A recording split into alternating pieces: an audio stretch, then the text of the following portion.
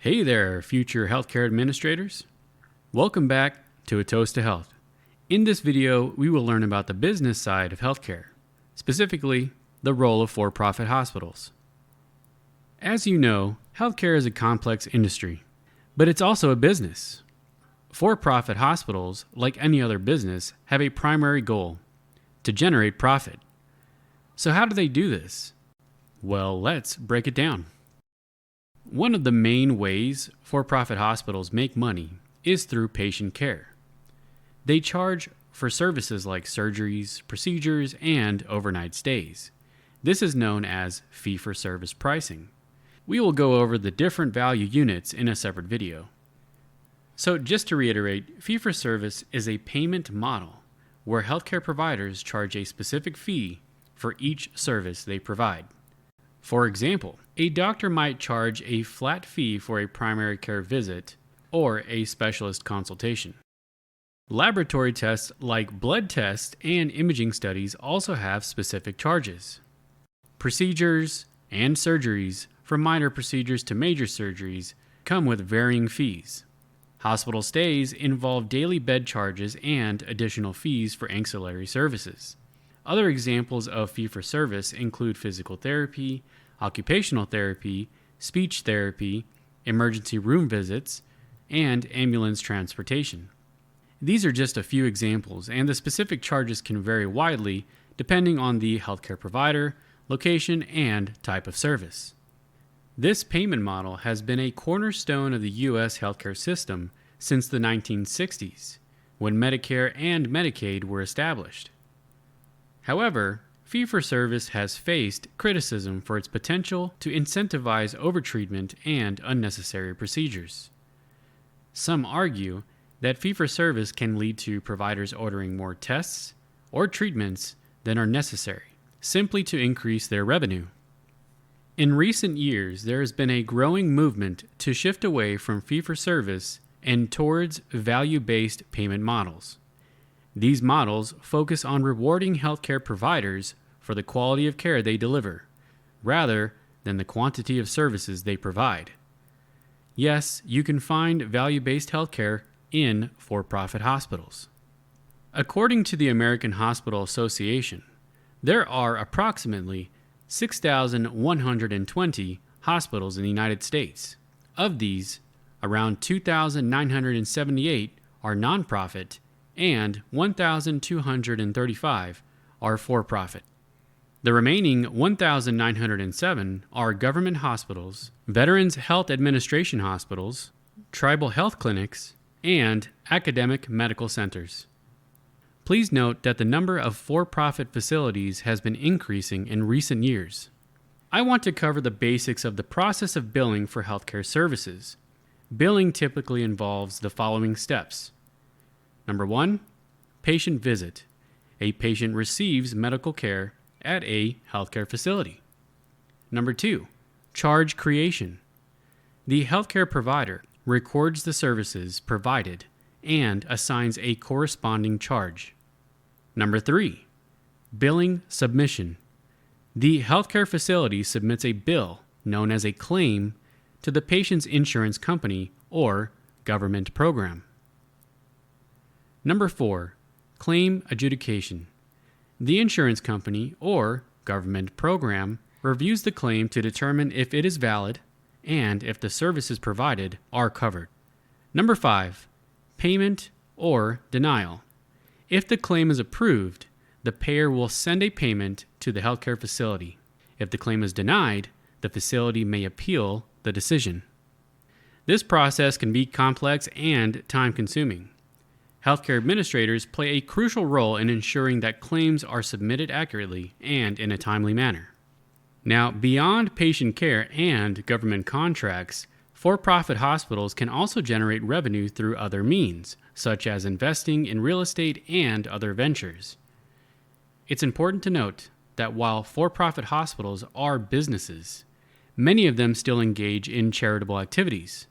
They may provide community health services, support medical research, or offer financial assistance to patients in need.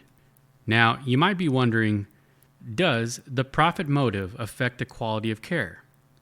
And this is a valid question. The question of whether for-profit hospitals provide higher or lower quality care than non-for-profit hospitals is a complex one that has been debated for many years. So, arguments for for-profit hospitals include efficiency and innovation. Some argue that for-profit hospitals are more efficient and innovative because they are driven by the need to generate profits. This can lead to improvements in operations, technology, and patient outcomes. Another argument for for-profit hospitals are market competition. Competition among for-profit hospitals can drive down costs and improve quality as hospitals strive to attract patients. Here are two arguments for nonprofit hospitals. Mission-driven care. Nonprofit hospitals are often mission-driven, focusing on providing care to all patients regardless of their ability to pay. This can lead to a more compassionate and patient-centered approach to care. The second one would be community investment. Nonprofit hospitals are often deeply rooted in their communities and may invest in programs and services that benefit the local population. Studies on the quality of care provided by for-profit and nonprofit hospitals have produced mixed results. Some studies have found that for-profit hospitals may have lower quality of care, while others found to have no significant difference. So here's some of the factors beyond profit status. The quality of care is influenced by many factors, including hospital size, location, and specific services provided. Therefore, it's difficult to attribute differences in the quality solely to the profit status of the hospital. So last thing is that I want to provide you with some reading material. Here are some current news topics for for-profit hospitals that can start you on your path to understanding the culture surrounding for-profit hospitals. Number one, the KFF Health News was created on the 6th of August, 24, and basically it was about large profit hospital systems that are seeing improved financial performance, while over 700 smaller hospitals face closure risks.